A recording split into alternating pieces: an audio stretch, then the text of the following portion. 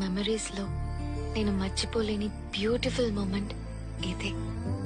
1 2 3 4